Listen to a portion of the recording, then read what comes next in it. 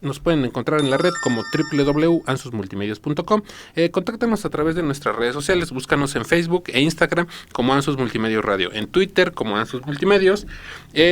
Y bueno, danos like, síguenos, comparte e interactúa con nosotros. Si deseas anunciarte, aumentar tus ventas o tener tu propio espacio, contáctanos al 22 14 24 63 96. Recuerda escuchar Halo, nuestro nuevo canal juvenil, en el cual puedes escuchar la mejor música a las 24 horas del día, ya sea a través de www.ansusmultimedios.com o búscanos como Halo Radio Online. Descarga la aplicación musical. Solo tienes que buscarla como Halo Radio Online, disponible solo en Play Store. Y pues bueno, ya estamos en miércoles, ombligo de la semana. Acabamos de pasar pues las festividades patrias. Ya ven que ahora sí que, como lo comentamos en el programa del día de ayer, pues fueron, vamos a decirlo así, festividades completamente diferentes a las que habíamos acostumbrado, ¿no? Pero pues bueno, seguimos aquí dando lata. Y hoy tenemos invitados, nos acompaña una vez más Sergio Moisés Andrade Covarrubias. Y pues bueno, hoy vamos a hablar sobre un tema que me parece pues bastante interesante, porque tiene que ver, un tanto que ver con las festividades que acabamos de pasar, y dos, que también forma parte pues del día a día de todo ser humano, ¿no? Que es pues el contacto con los documentos históricos. Rápidamente, ¿cómo estamos? No, muy bien, gracias por la invitación, aquí a sus órdenes. Así es.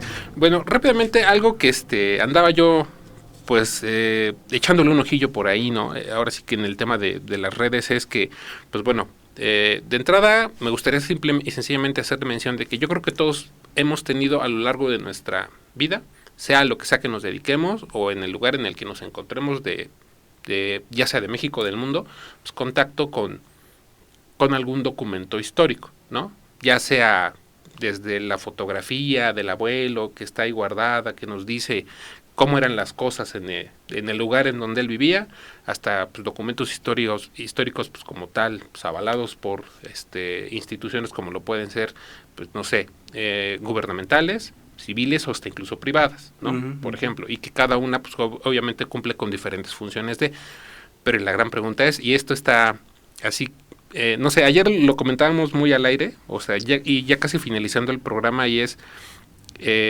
cómo sabemos que algo puede pasar a ser pues, parte de nuestra historia, ¿no? Y lo mencionábamos rápidamente con el tema de la pandemia. ¿Qué proceso es el que se lleva para que, no sé, un documento, un suceso pueda ser catalogado como histórico? Ok, pues sí es una pregunta complicada y quizás yo no sea el adecuado para contestarla. Ok.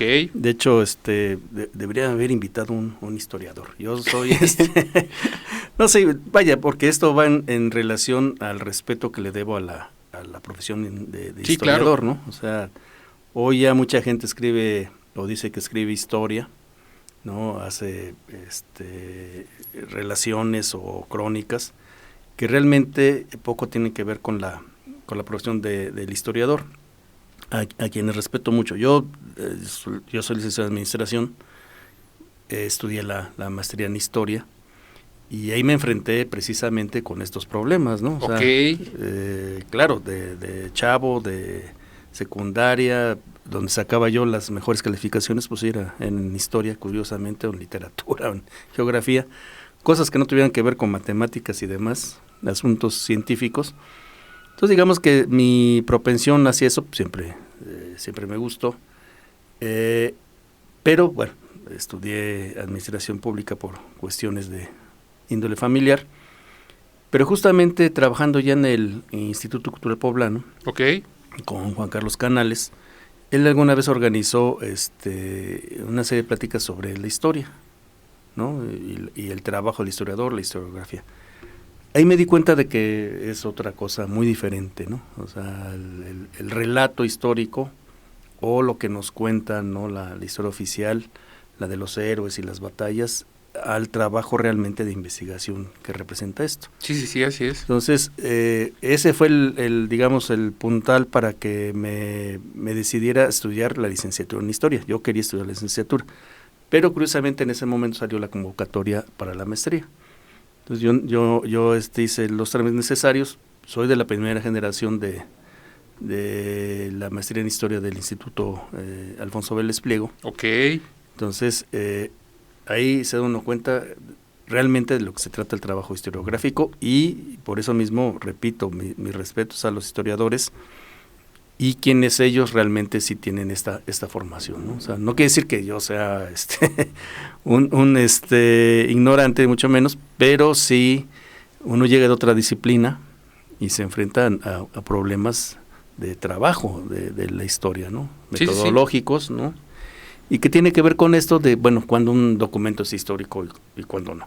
O sea, realmente desde ahí puede verse, desde la filosofía de la historia, de la teoría, ¿no? Cómo determinar esto.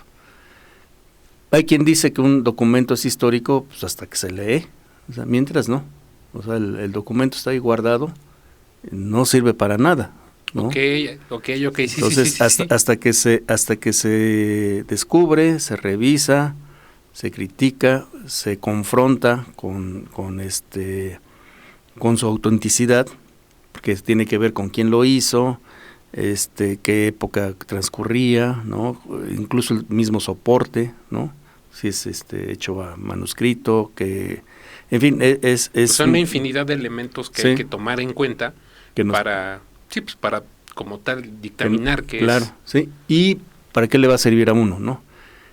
Por supuesto, ahorita, digamos, una misma lista de precios de ir al mercado o un simple recado, una carta, puede considerarse histórico siempre y cuando nos dé un parámetro para medir otras cosas. Okay. O sea, el documento no hay que verlo por sí solo, sino hay que ubicarlo en su contexto, en el momento en el que fue hecho, y que realmente nos dé una pista para algo que sirva de práctica histórica, ¿no? O sea, primero ubicarlo, y esto parte también del interés del historiador. O sea, y hay tantos temas en la historia. Hace rato hablábamos de las viudas, ¿no? En el periodo virreinal, no colonial, a mí me gusta eso de colonial, es más bien virreinal. Ok, perfecto. ¿No? De las propias mujeres o las clases subalternas, como se les dice, los esclavos, los comerciantes, en fin, o sea, es tan amplia ya la historia, porque ya no nomás se refiere a los acontecimientos, digamos, bélicos o de los grandes héroes, ¿no? Sino que tiene que ver ya con la vida cotidiana, ¿no? Sí, por ejemplo, ayer escuchaba algo que, de hecho, un historiador fue el que nos acompañó el día de ayer, y él mencionaba un término que me gustó bastante, ¿no? Que es la historia de las colectividades, ¿no? O sea, de cómo una sociedad se desarrolló con, vamos a decirlo así, sus pros, sus contras, y vamos a decirlo también de esta manera, con sus avances y hasta incluso con sus conflictos, ¿no? Por ejemplo. Sí, no, de hecho, toda historia tiene que ver con la colectividad, con la sociedad, ¿no? Y tiene que ver sobre todo el por qué sucedieron así las cosas. Ok. Sí, porque ya sabemos cómo pasó. O sea, la Revolución Mexicana, por dar un ejemplo, pues sabemos cuándo comenzó, cuándo supuestamente culminó. Tenemos toda la historia ahí, todos los hechos ya así. Bueno, ¿por qué fue? ¿No? Y cuáles fueron las consecuencias. Y eso lo puede decir alguien que lo estudió, pero yo también puedo tener otro punto de vista. O sea, hay diferentes puntos de vista y explicarnos ese mismo fenómeno desde diferente perspectiva, ¿no? Y además otra cosa muy, muy interesante, o sea, y creo que lo hablamos la vez pasada, esto de la descentralización de la historia, ¿no? O sea, sí, así es. Porque siempre todo era Ciudad de México, todo eran los historiadores de Ciudad de México, de las instituciones respetables que existen ahí, pero de repente, bueno, pues uno tiene que salir y ver el amplio espectro que es el país, ¿no? Entonces, si vemos historias muy puntuales, damos otra perspectiva. Y si me permiten dar un ejemplo, en julio de 1911, okay, poco después de que se fue don Porfirio, aquí en Puebla, en el Paseo Bravo, aquí cerca de donde estamos, ocurre un hecho militar. Se supone que el país ya estaba en paz y estaba en calma, pero aquí cerca hubo una matanza de familias zapatistas, no de combatientes, sino de familias zapatistas. Es decir, el zapatista con la mujer y los hijos que estaban aquí esperando a Madero en su visita, pues murieron más de 100. Ok. ¿No? y del gobierno federal, que entonces ya supuestamente ya no era porfirista, murieron 2 o 3. ¿Cuándo se ha contado eso? O sea, bueno, cierto, yo también me quedé así como de... Yo lo he trabajado, esa no me la sabía. Aparece en un par de artículos, una ponencia que hice. Pero eso qué nos indica, o sea, que la historia no está completa, ¿no? Y dos, que aparece Puebla como un espacio, ¿no? Regional, digamos así, en el que suceden ciertas cosas. Y no solamente es eso, o sea, el hecho de que haya sucedido esta matanza, esta masacre, sino las consecuencias que derivó. Porque a partir de ahí, Emiliano Zapata empieza a romper con Madero. Y a partir de ahí, a Madero se le dice que es el primer traidor de la propia revolución que él hizo. Así de simple.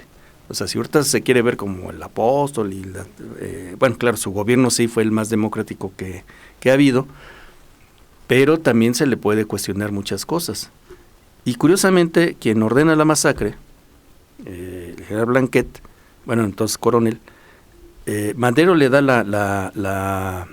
el grado superior, y ese mismo Blanquet, 2 años después es el que lo apresa y lo entrega a sus asesinos. Entonces, estamos hablando de un acontecimiento muy puntual, de una fecha muy puntual en Puebla, sí. que deriva hacia más, ¿no? O sea, desde el pleito con Zapata, pues Zapata rompe de inmediato con Madero, hasta esta situación. Bueno, y aparte, después de la refriega, los zapatistas que huyen, que escapan, llegan a matar a los administradores de la Covadonga, de la fábrica de la Covadonga. Sí, que está aquí a las afueras de Puebla. A las afueras de Puebla, ¿no? Prácticamente en la periferia, en la frontera con Tlaxcala. Y hay otra masacre ahí, ahora de los dueños de la Covadonga, de los ingenieros alemanes que estaban ahí, incluso de las esposas. Entonces, digamos, es un acontecimiento peculiar en el sentido de que es muy centrado, pero que tiene ramificaciones muy grandes. Inclusive desde ahí el propio embajador alemán, al haber asesinado a sus súbditos, digámoslo así, pues también empieza a ver mal a Madero, ¿no? Y es uno de los que a la larga entra dentro de la conspiración para quitarlo de la presidencia. Entonces, repito, una sola cosa nos lleva a bastantes, ¿no? Entonces, por eso mismo es apasionante la historia, ¿no? Y por eso mismo el tener un fragmento de la misma, ya sea un documento, ya sea una fotografía, una carta, algo, pues nos lleva a otras cosas, ¿no? Inclusive estos alemanes de los que hablo, están sepultados en el panteón municipal, están sus tumbas, todavía aparecen sus lápidas, ¿no? Mira. Entonces, vaya, a lo que voy es que no es tan fácil determinar un acontecimiento histórico con base en una sola cosa, ¿no? Pues hay que ver mucho. Y yo creo que, bueno, a mí este tema se me ocurre porque, pues muchas ocasiones, no sé, quizá detrás de lo que tenemos más a la mano, que podrían ser libros de texto, quizá documentales que llegamos a ver en televisión, como lo decía al principio, producidos tal vez por privados, no, porque ahora sí que, yo creo que es parte de todo el bagaje histórico que hay en todo el mundo, ¿no? ¿No? Investigaciones producidas ya sea por instancias de gobierno, como le decía, por privados, por ejemplo, o por hasta incluso la iglesia, ¿no? ¿No? Pero muy pocas ocasiones tenemos como el conocimiento o el, pues sí, como tal, el conocimiento de saber cómo es que eso pues llega a convertirse como tal en histórico, ¿no? En historia, ¿no? Y muchas ocasiones yo creo que por eso se han llegado a dar algunas pues debates o discusiones que a veces pues obviamente no tienen el sustento necesario, puesto, como lo viene comentando, detrás de un suceso hay muchísimas otras cosas más, ¿no? Sí, o sea, lo que pasa es que un documento tiene que venir junto con pegado, por decirlo vulgarmente. Es decir, el documento que nos dice, pero bueno, es una serie, porque además tiene que ver con el archivo que uno consulte, ¿no? O sea, si es un archivo civil, ahora desgraciadamente, y lo repito, me preocupa mucho que la Iglesia guarde sus archivos. Ahí hay mucha historia y en mucho tiempo se pudo investigar. Hoy están vetados por los historiadores. Eso es, sí, yo lo digo tal cual, es muy malo y además en contra de nuestra propia historia, porque todo archivo es público. Pero bueno, esto ya es una cuestión más bien política, ¿no? Sí, sí, sí. Pero un documento per se nos puede decir muchas cosas, pero si no tiene este acompañamiento de otros más, ¿no? U otros estudios más, ¿no? Tenemos que buscar siempre la confrontación, ¿no? O sea, este documento, ¿qué nos está diciendo? ¿De qué se trata? Y hay, vaya, cualquier investigador lo puede ver en el archivo, por decir, si encuentra, bueno, y perdón que hable yo en singular, pero si encuentra uno, digamos, ahorita que me venga a la cabeza, un personaje poblano al que se le da la orden de Carlos III, pues mayormente pues no pasa nada, o sea, es como, pero no, o sea, ¿por qué se la dieron? ¿Cómo fue la ceremonia? ¿Qué pasó después? Claro, en este caso, por ejemplo, el hijo fue preponderante en los subsiguientes gobiernos. Es decir, no nos quedemos con eso. O sea, para mí la descripción de la ceremonia en sí ya es interesante, ¿no? O sea, sí. quiénes estuvieron, cómo fue, porque viene la descripción, ¿no? Pero quién era el personaje, ¿no? Realmente fue el único la que se le dio esta orden, a qué linaje pertenecía. Entonces va abriendo. Entonces muchas veces el trabajo del historiador parece que no tiene fin, ¿no? O sea, no, y porque busco y llevo muchísimas cosas. Y aparte, vamos a decirlo de esta manera, el tiempo como tal no se detiene, ¿no? Eso yo creo que es uno de los factores fundamentales, porque ahorita podremos estar, no sé, imaginemos, poniendo un ejemplo, no sé, tal vez comentando un hecho histórico en concreto, ¿no? Uh-huh. Y empezar a revisar las repercusiones y en dónde coincide con otros que también tomaron bastante valor, ¿no? Pero pues obviamente eso sigue, el tiempo sigue avanzando, se siguen descubriendo cosas, sí. Se siguen generando nuevas teorías, por ejemplo, y empezamos a ver, pues, obviamente, cómo la sociedad, sí, como tal, va cambiando, ¿no? Va cambiando, pero es, vamos a decirlo así, de la mano de todos estos hechos que se fueron presentando, que fueron componiendo, vamos a decirlo así, el presente. No sé, yo lo veo desde ese punto de vista. Hay quien dice que, por ejemplo, la historia es como un corte de caja, ¿no? O sea, decir, bueno, ¿dónde estábamos? Hasta dónde llegamos. Pero como esto es tan dinámico, pues hasta dónde llegamos, hasta en qué momento, ¿no? O sea, del periodo virreinal a cuando nos conformamos en república. Es decir, sería un corte de caja, ¿no? Sí, por ejemplo, me gustaría preguntar, así como lo dice usted con esta expresión de corte de caja, ¿qué tipo de, vamos a decirlo así, sucesos son los que pueden llegar a marcar un antes y un después, vamos a decirlo así, en una era o periodo, ¿no? Por ejemplo. Pues muchas veces es artificial la división, ¿no? O sea, por supuesto que sí hay hechos que marcan un antes y un después. En el caso de México, se pretende, ¿no? que los grandes acontecimientos sean la independencia, la reforma y la revolución, ¿no? Se pretende. Pero en realidad, pues, la independencia, pues, ¿cuándo se da? ¿No? Entonces, cuando comenzamos el programa, las fiestas del 16 de septiembre, bueno, pues en realidad la conmemoración de la independencia debe ser el 27, ¿no? Que es sí. cuando, bueno, esa es una. La reforma, a final de cuentas, ¿cuándo realmente tiene su instauración? O sea, sí, están las leyes de reforma, pero luego viene la guerra de reforma y luego el triunfo de los liberales y la implantación y la reimplantación de la república, ¿no? Pero nunca terminan de hacerlo, ¿no? Hasta el porfiriato. Y en la historia oficial ahorita se lo brincan el porfiriato, ¿no? O sea, realmente el triunfo de los liberales fue con don Porfirio, al final de cuentas, en su gobierno, quiérase o no.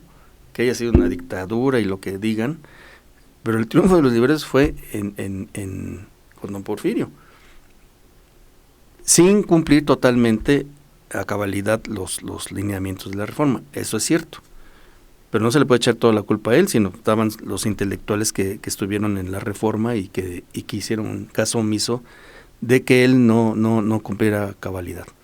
La revolución, pues igual, o sea, comenzó con Madero, pero en realidad la revolución comenzó contra la dictadura de Huerta, o sea, cuando asesinan a Madero, porque, repito, Madero cumple un periodo, pero sus principales allegados como Orozco y como Zapata rompen con él de inmediato, porque no cumple con lo que él postuló.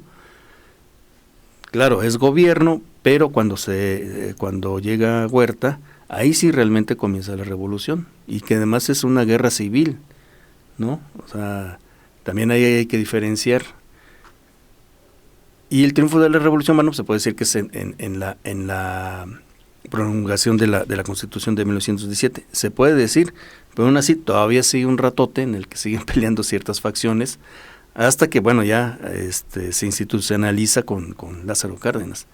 Entonces, estas divisiones, ¿no? O sea, son arbitrarias en cierto modo, ¿no? O sea, claro, las tenemos que poner para poder estudiar los periodos en los que está dividida la historia, pero hasta cierto punto es arbitrario, porque no sabemos ni...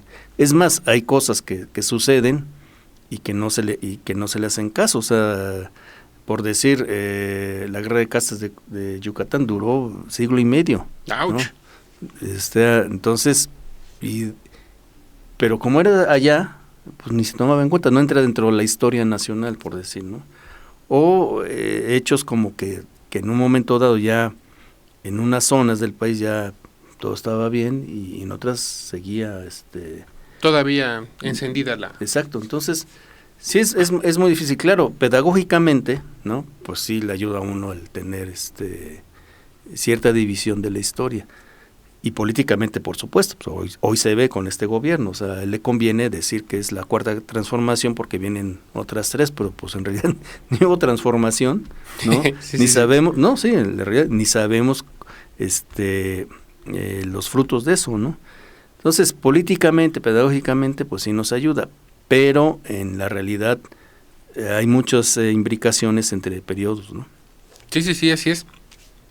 Algo que también me llamó bastante la atención y que ahora es que el invitado de ayer nos hizo el favor de mencionarlo, y es, ¿usted cree que el tema como tal del COVID o la pandemia pueda generar lo que usted viene mencionando, que es un corte de caja?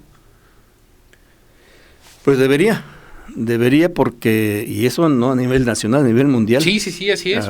A cómo nos enfrentamos las cosas, ¿no? Sí, por supuesto. Sí debería ser una reflexión de que no, el mundo cómo está, ¿no? Y por supuesto que sí, y ahí implica, desde la forma de comunicar, ¿no? Sí. Con las redes, desde la forma de ver un sistema de salud, desde la forma en que vivimos, sí, por supuesto que tiene que ser. Y en ese sentido, hoy con tanta tecnología, pues ya no es necesario tanto el documento por escrito, o sea, ya esto se está dejando, o sea, sí, por supuesto que va a haber una constancia de lo que pasó, ¿no? Y libros y esto, pero también las redes, aquí es lo que también tenemos que pensar, que nos va a servir como documento histórico para más adelante, ¿no? Inclusive el mismo WhatsApp, o sea... Sí, por ejemplo, todas las redes sociales, no sé, Facebook, Instagram, sí, Twitter, ¿cuáles son, o sea, qué testigos estamos dejando? Claro, no se puede comprender la inmensidad de esto, ¿no?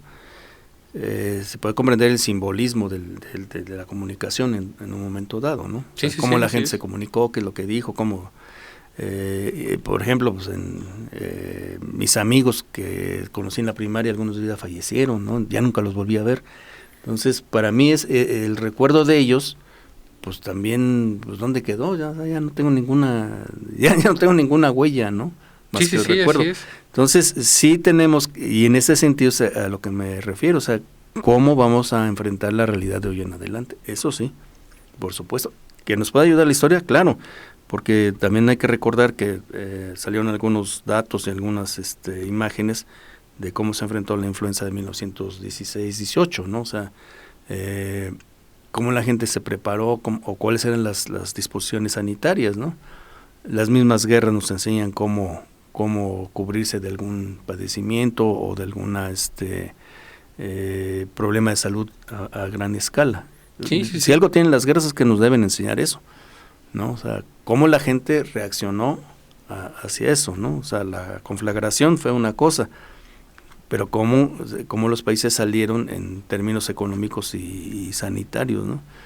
Y en nuestro caso, en términos ya más de sanidad mental inclusive, ¿no?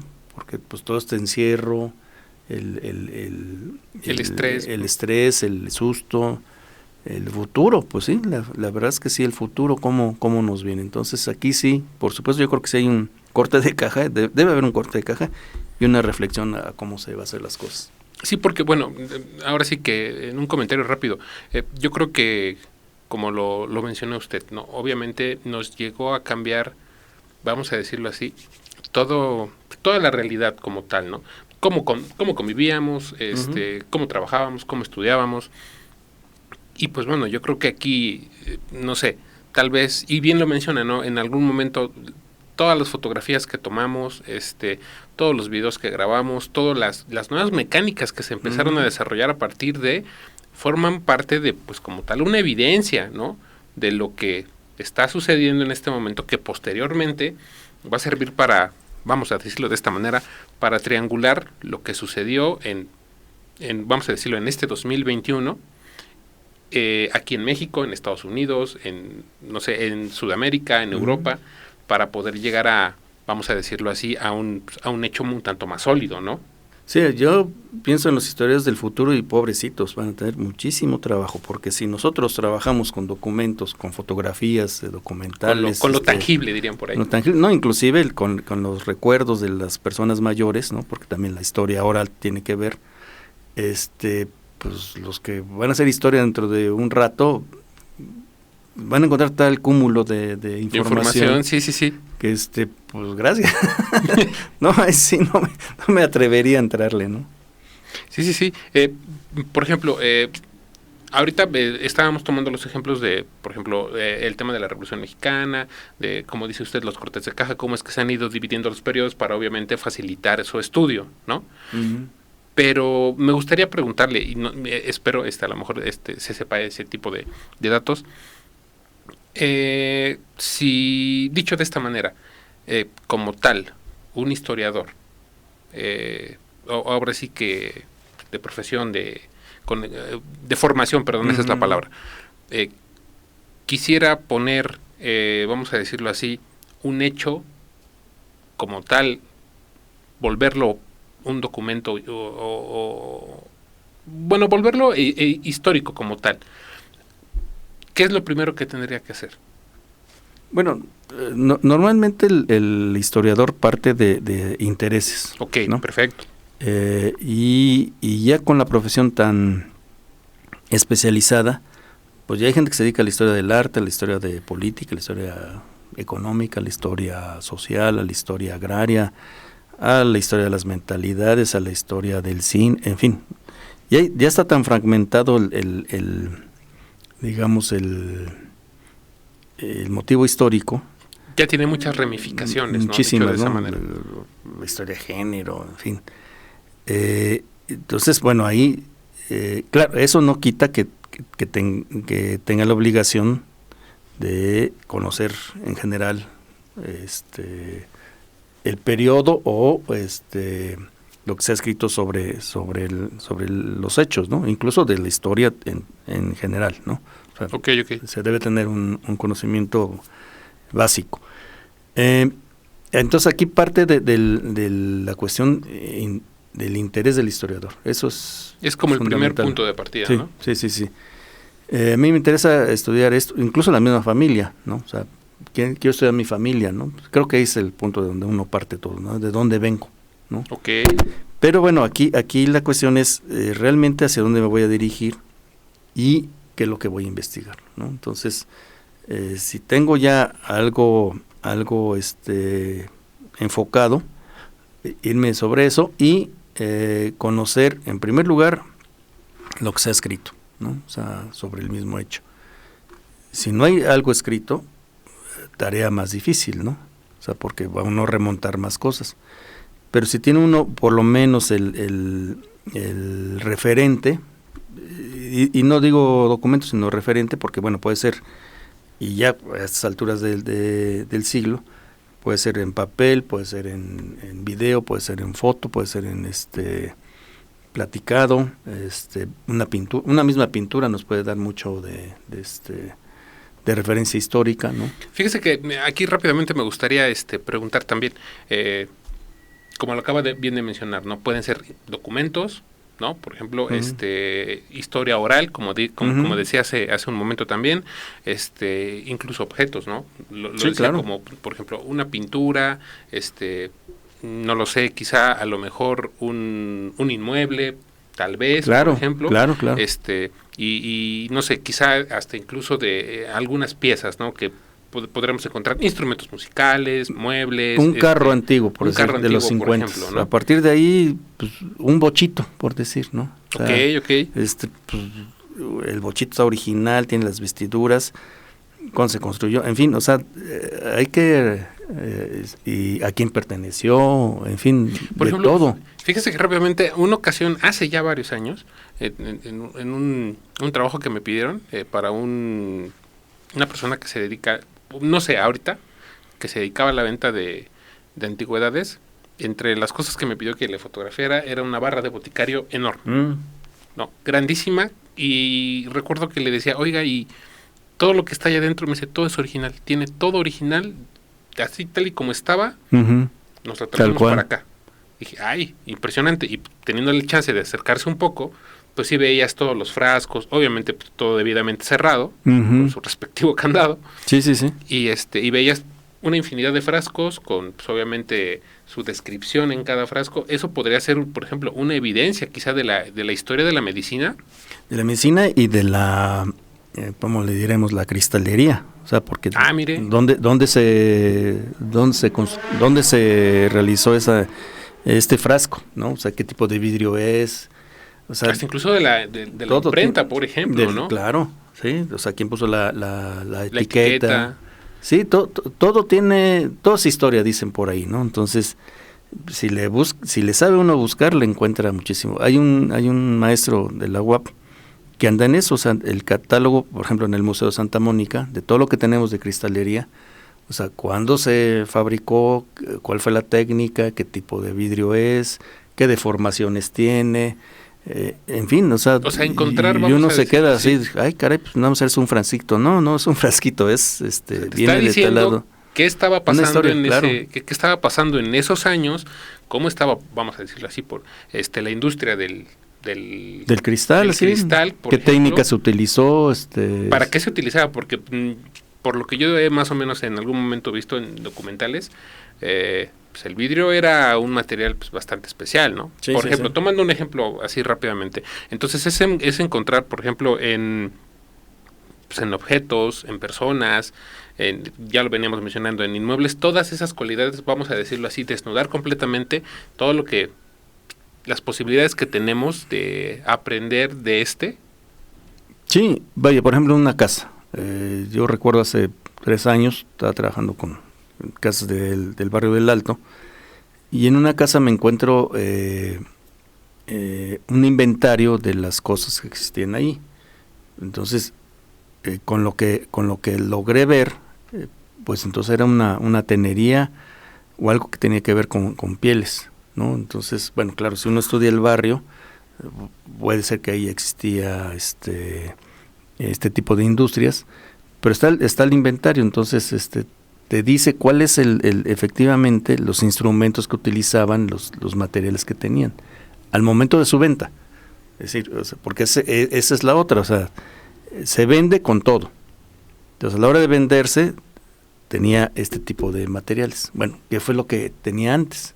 ¿No? También eso es más complicado. Pero digamos que ese es el caminito para seguirse. Aquí el problema de los archivos es que muchos están en malas condiciones, ya no se pueden ni siquiera leer, ¿no? O sea, ya están destruidos o ya se perdió la tinta. Otros, como decía hace rato, no podemos ingresar. Entonces nos dejan a medias, ¿no? Okay, entonces aquí tiene que ver mucho, más que la imaginación por escribir, la imaginación por buscar dónde puedes encontrar eso que ese pedacito le falló. Y tener la honestidad de decir, no, pues no lo encontré. Porque esa es la otra, ¿no? O sea, también inventar, no. Sí. O sea, no se pudo, pues hasta aquí llegué. Entonces sí, por eso repito, el trabajo del historiador para mí es muy respetable por todas estas circunstancias. Porque realmente si se mete uno, decía Aguilar Camín, que en realidad un historiador es un chismoso profesional. Y sí, pues bueno, pues uno se entromete en las vidas que ya pasaron, pero es tan apasionante que no le para a uno. Si le encuentra uno el hilo, ya se sigue uno. O sea, hasta donde llegue le encuentra uno, ¿no? O sea, y la otra es la circunstancia de saberlo contar. Fíjese que es como el famoso dicho, no es como no es lo que dices, es cómo lo dices. Sí, ¿no? claro. O sea, el historiador que se dedica a los trabajos académicos por el puntaje y hace citas y citas y citas y una suerte de decir, no, pues yo sé mucho porque ya fui a estos archivos y hartas fuentes y esto, pero se quedan en los cuates, ¿no? En el círculo académico al que pertenece. Okay. Y yo creo que el verdadero historiador es el que escribe bien, debe escribir bien, y entonces darlo a conocer a la gente, si no, de nada sirvió. Y eso yo creo que sí es lo que falla con los estudiantes de historia. No saben escribir, no tienen... o eso falta para el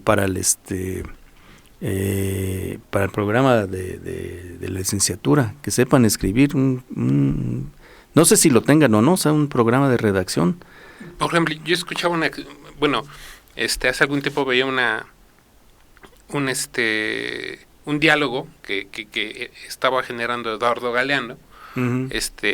Y decía algo que me acabo de acordar, decía el arte de narrar, uh-huh, ¿no? Uh-huh. Por ejemplo, cómo relatar una historia, ¿no? Claro. Entonces, yo creo que eso también es fundamental, el cómo darlo a conocer. Sí, ¿no? sí, sí. Y me parece bastante importante porque, bueno, al menos, por ejemplo, yo de manera muy personal, yo soy un tanto más adepto al tema del documental, uh-huh, ¿no? Uh-huh. Dicen por ahí, es que soy visual, no sé, uh-huh, temas de ese tipo, ¿no? Pero es porque también, pues, el documental obviamente te da el chance de tener un narrador, por ejemplo, uh-huh, ¿no? Y dos, pues, la ventaja, pues, de tener, pues, también un referente, vamos a decirlo así, una imagen, ¿no? Uh-huh, por ejemplo, ¿no? A veces a mí la lectura me resulta un tanto más compleja, ¿no? Pero bueno, por ejemplo, algún ejemplo que nos pueda poner sobre un buen trabajo, vamos a decirlo así, a la hora de, pues, presentarlo, darlo a conocer, que usted haya dicho, esto, ¿sabes qué? Está buenísimo. Es claro, está, vamos a decirlo, está bien desarrollado, está bien investigado, no sé, como qué características usted nos podría decir que debería o podría tener un... Híjole, pues es que hay niveles, ¿no? O sea, okay, hay gente, historiadores que presentan cuestiones muy teóricas, pero que son tan se le hacen, lo hace tan bien que la lectura se le hace uno fácil, ¿no? Okay. Pero por ejemplo, uno que no es mexicano, Leonardo Sciascia, ya falleció, italiano, yo creo que ese es el ejemplo del historiador. O sea, concreto, conciso y bien escrito. Sciascia, bueno, y además él nada más escribía sobre su región, sobre Sicilia. Okay. ¿No? Entonces tenía pues todos estos elementos que ya venimos platicando. Sí, pero escribía desde la dominación árabe de Sicilia hasta el asesinato de Aldo Moro, ¿no? En los 70s en Italia, ¿no? Entonces, pero su búsqueda como detective, ¿no? Y cómo lo presenta, y son libros muy nada gorza y rapidísimo. Nada pesado, diríamos por ahí, ¿no? Lo que hay atrás no se ve, que es lo interesante. O sea, todo el trabajo que hizo de investigación y eso, lo presenta en un libro de 100 páginas y te queda uno así totalmente informado y totalmente, lo principal, con ganas de seguir leyendo otras cosas. Entonces dirían por ahí, completamente enamorado del tema, yo ¿no? creo que sí, ese es el ejemplo para mí, con respecto a muchísimos que he leído,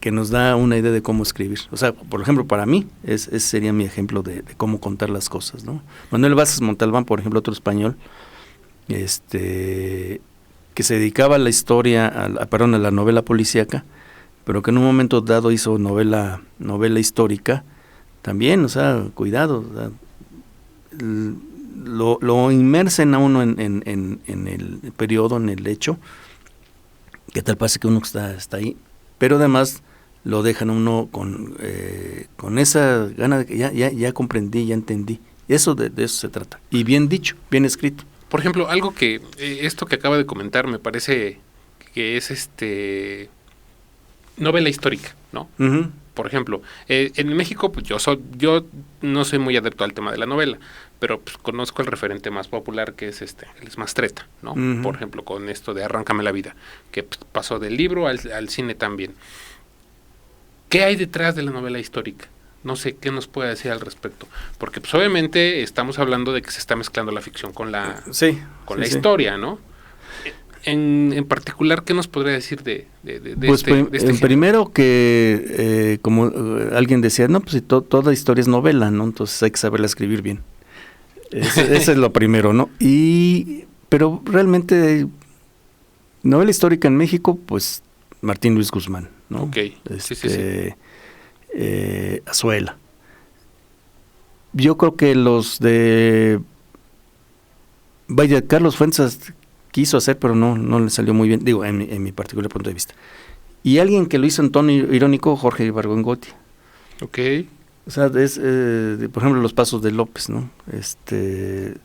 Pero tiene una cuestión tan irónica, pero además un trabajo atrás tan fuerte que sí deja la constancia de que es un trabajo histórico en sí, ¿no? Sinceramente, lo de Ángeles Mastretta jamás me...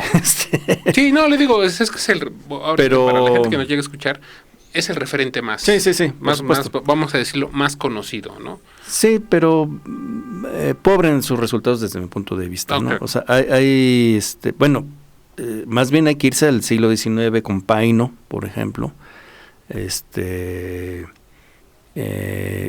y con ciertos escritores liberales, Riva Palacio, que aunque sean libros muy muy gruesos, no pero tienen esta cuestión de que sabían, y que aparte lo hicieron, digamos, de términos muy populares, literatura popular.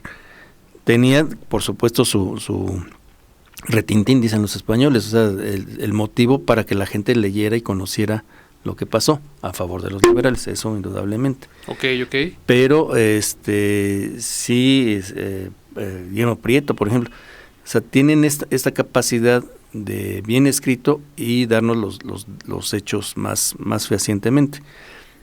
Realmente el siglo XX y ahorita el XXI, pues no, ¿a quién me podría referir? Pues no, sinceramente no. Sí, le digo, yo honestamente, fíjese que tenía bastantes años, ahorita me estaba acordando que yo conocí, o yo leí a esta escritora, Ángeles, por una tarea, ¿no? Porque nos dijeron... era texto de casi obligatorio, sí. Sí, entonces nos dijeron, ¿sabes qué? Se van a leer esta novela y van a hacer X, Y. No recuerdo qué tarea nos dejaron a partir de ese texto, ¿no? Pero pues, lo que le digo, es como el referente que que al menos yo de manera más inmediata tengo en la cabeza, ¿no? Pero bueno, también sabe que ahorita que recordaba también otra frase de Eduardo Galeano que decía, el arte es una mentira que dice la verdad, ¿no? Haciendo referencia al tema de la novela histórica. Pero bueno, ahorita ya que nos encontramos ahora sí que en este 2021, y dejando un poquito detrás todo el tema de la pandemia y de lo que hemos pasado a lo largo de casi 2 años, ¿usted cómo ve a la gente en el tema del consumo de material histórico?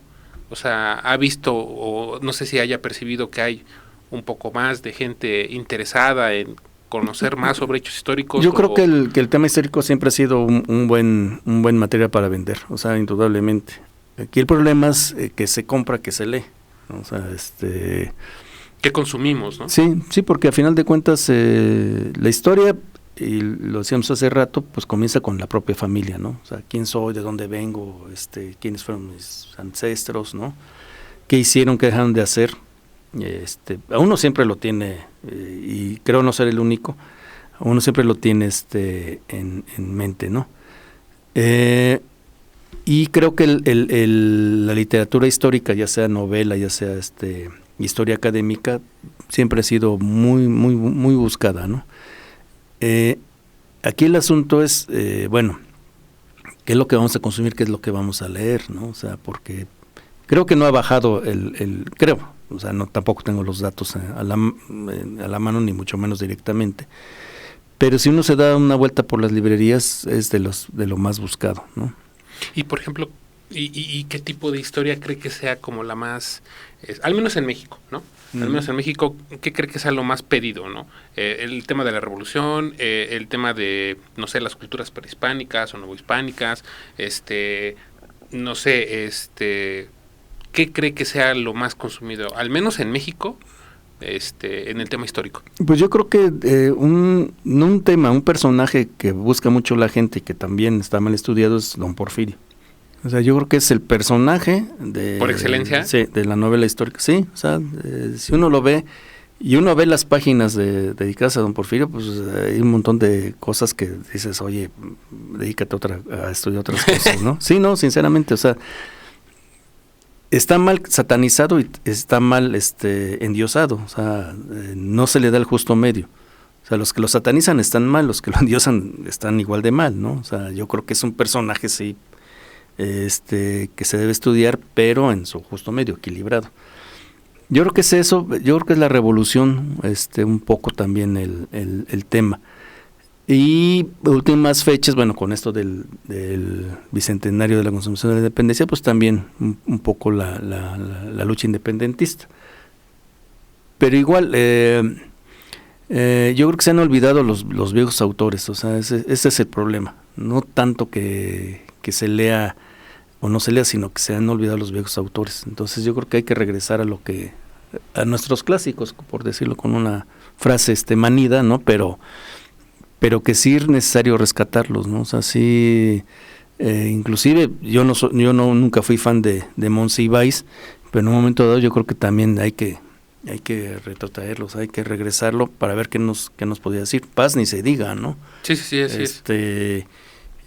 Yo creo que nos falta más ubicar el movimiento literario, ¿no? O sea, claro, por supuesto, esto de la pandemia también tuvo que ver, ¿no? O sea, también como que o se fueron a la perspectiva presente, ¿no?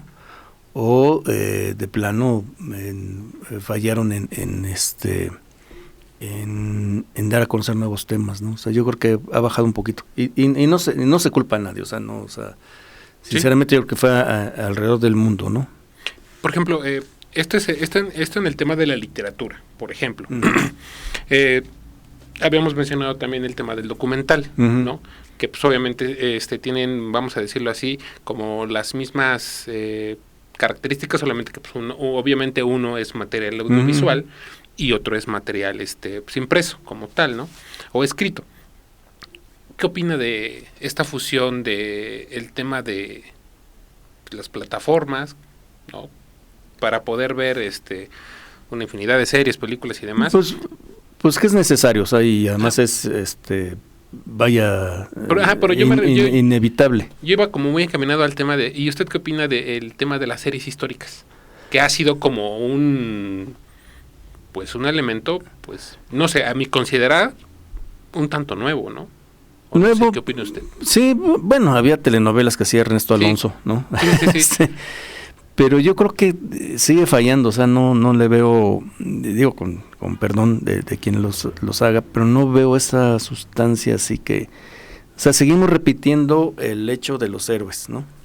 Y lo hacíamos muy al principio, pues, con el invitado que estuvo ayer, Son el tema de los pueblos, o sea, las colectividades. Esa es la historia, no es la historia de Hidalgo, Morelos, Allende, no, es los pueblos que realmente han hecho lo que hemos hecho, ¿no? Para bien o para mal. Entonces yo creo que las series siguen enfocándose en principales, ¿no? O sea, personajes. Sí, vamos a decirlo, creo. Tienen como la estructura, ¿no? De contar las historias a partir de, vamos, como lo acaba de mencionar usted, como un héroe, ¿no? Sí. O sea, todo lo que él hace, lo que desarrolla, lo que logra, y yo creo que a veces nada más se queda ahí, ¿no? Sí. A veces es el final trágico, o a veces es el felices para siempre, que pues no lo sé, a veces no nos da para más, no nos da como para divisar, ajá, y después, ¿qué pasó? Pues más bien ponernos, y lo que decíamos hace rato, este corte de caja como pueblo. ¿Cómo nacemos como México que fuimos antes? Porque además aquí está otra cosa, desgraciadamente, y pues a ver si no me corren, pero con este gobierno se está tergiversando muy feo la historia. O sea, esto de quitar a Colón y poner a una Tlali, o no sé cómo se llama, pues es una copia de la elección en Argentina, de otro gobierno populista. O sea, ni siquiera tenemos la capacidad de ser originales, lo que estamos copiando. Digo, con perdón, pero y este supuesto indigenismo que más bien es políticamente correcto. O sea, estamos yéndonos contra lo español, contra lo colonial, pero no sabemos ubicarnos. O sea, tenemos que saber qué es lo que pasó en el virreinato, cuáles son las aportaciones, claro, por supuesto, también qué es lo que pasó sanguinariamente, si se quiere, pero también cuáles son las aportaciones y qué somos. También de cuentas, querrámoslo o no, somos mestizos, aunque mucha gente no esté de acuerdo, pero eso somos, ¿no? Entonces, el que estemos a favor de los indios ahorita, pues nos viste mucho, pero en realidad las comunidades indígenas siguen igual de mal, ¿no? Sí, entonces a mí eso es lo que a mí me molesta mucho, porque no se da el justo medio, ¿no? Entonces yo creo que eso es a lo que debemos apostar. Y fíjese que rápidamente, solamente como un dato, es que yo empecé a escuchar esa noticia, el tema de la estatua de Colón, ¿no? Y al principio la pasé así como por, bueno, ¿no? Y como le dice también, pues obviamente un tanto como distraído por el tema de que no, es que debemos darle su lugar a los indígenas, es que el México prehispánico, etc., ¿no? Pero no recuerdo exactamente en dónde lo vi, en donde estaban pues, dando información de, vamos a decirlo así, cómo es que esa estatua había llegado ahí, quién la había donado y demás, ¿no? Entonces dices, bueno, ya hay como eso que venimos comentando. Todas esas otras, vamos a decirlo así, circunstancias, acciones, que ya te dan todo un contexto de el por qué esa estatua se encuentra ahí, o se encontraba ahí. Pero sobre todo el problema es Luis Fernando Granados, que ya falleció, que era un muy buen historiador, hijo de Miguel Ángel Granados Chapa, por cierto. Él decía, bueno, primero hay que discutirlo. Dice, yo prefiero que no haya nadie ahí, o sea, que no, es más quitar la estatua y adiós, o sea, que se quede la glorieta y ya, ¿no? Sí. Pero dice, es la oportunidad para que discutamos, para que platiquemos, para que confrontemos ideas, ¿no? ¿Quién le hizo caso? O sea, y eso que era simpatizante de la 4T y un hombre de izquierda y además un historiador muy, muy fregón, ¿no? No, el poder actuó. O sea, la señora esta regenta, como se llame, actuó y quitó, con el pretexto del mantenimiento, ¿no? Y de repente, un año después, no, es de que ya no va a estar ahí, va a estar otra. O sea, ese es el problema, o sea, seguir tergiversando y mintiendo y ocupando el poder para hacer lo que quieren. Hubieran dicho, ¿saben qué? Lo vamos a quitar porque ya el señor Colón no representa nada, punto, o sea, decirlo. Hubiera sido más. Digo, pero no, lo quitan, dizque para mantenimiento. Y no hay esta discusión que pedía Granados, o sea, y efectivamente, pues sí hay que discutirlo, ¿no? Incluso le escribió un artículo que, bueno, tiene lógica, pero bueno, yo también tengo otra lógica, ¿no? O datos diferentes, o sea, no, de por qué Colón llegó a ser tan importante, ¿no? Y hay muchas discusiones sobre eso. Pero hubiera sido padre entonces discutirlo y poner en contexto las cosas, pero no actuar así, ¿no? O sea, ese es el problema de la historia que se utiliza y se tergiversa. Los baches dirían por ahí, ¿no? Pues sí, a ver si no mañana tengo mi renuncia ahí. No creo. Muchísimas gracias por habernos acompañado.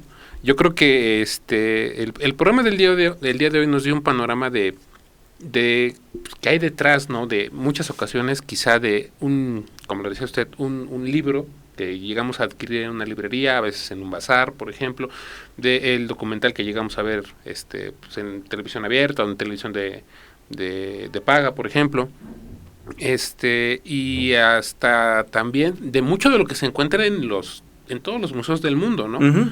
Porque obviamente para que pues una pieza llegue a ser denominada como parte de la historia de un pueblo, requiere un trabajo enorme detrás, claro, ¿no? Investigación, como lo dice usted, ya sea oral, escrita, en checar fotografías, tratar de rascarle lo más que se pueda para conocer, pues, el porvenir de sea cual sea la pieza que se encuentre en cualquier museo, uh-huh, ¿no? Para poder tener una idea de su valor histórico como tal, ¿no? Y el trabajo, como lo decía, también lo quiero mencionar una vez más, del historiador, pues es titánico. Sí, es inacabable. Y sobre todo eso, bueno, si alguien escribe sobre algo, no quedarse con eso, o sea, buscarle más. Y uno encontrar sorpresas, que incluso a lo mejor pueden cambiar a uno el pensamiento que tenía original, ¿no? De cuando comenzó a hacer ese libro. O sea, si uno lee una biografía de Porfirio Díaz que lo avala, y que lo alaba,